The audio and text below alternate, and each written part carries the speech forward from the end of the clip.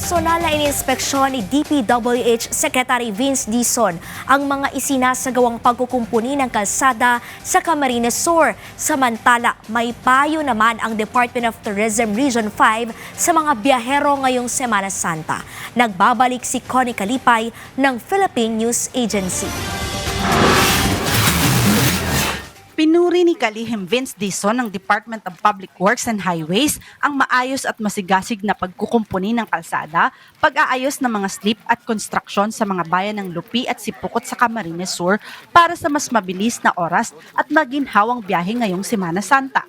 Ang kabilin-bilinan ng ni PBBM is for Holy Week, kailangan clear ang Maharlika at saka clear ang Andaya. So, sabi nga ni Mayor natin ng Lupi, talagang wala pa daw Holy Week dito na walang nagwa one-way dito, sabi din ni Gob. So, I think hopefully, ito yung magiging first time na tuloy-tuloy yung daloy ng mga sasakyan natin dito. Malaking bagay kasi nakita nyo naman, tinan mo ngayon, nag-traffic na kagad dahil one-way.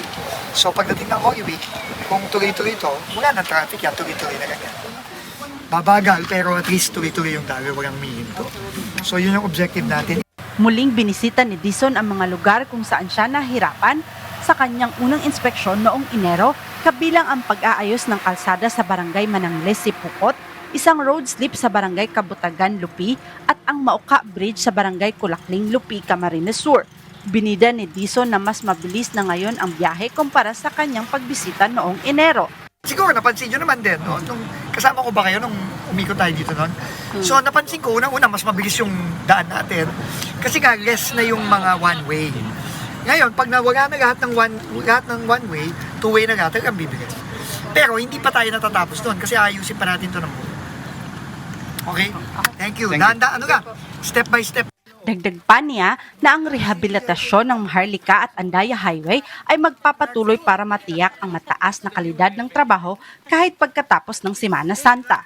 Pinasalamatan ni Lupi Mayor Christopher Jacinto si Pangulong Ferdinand R. Marcos Jr. at iba pang mga opisyal para sa pagkukumpuni ng mga road slip sa Barangay Kabutagan at sinabing mapapadali nito ang mga paglalakbay sa panahon ng Semana Santa.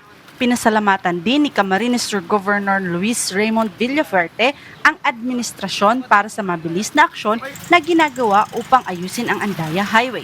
Samantalang pinayuhan ng Kagawaran ng Turismo sa Bicol ang mga turista na gumamit lamang ng mga accredited operator at tagapagbigay ng serbisyo para matiyak ang isang makabuluhang biyahe at paggunita ng Semana Santa.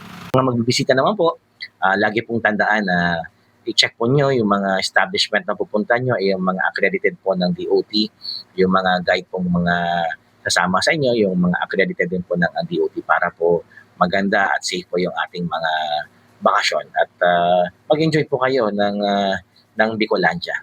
Mula rito sa Albay para sa Integrated State Media, Connie Kalipay ng Philippine News Agency.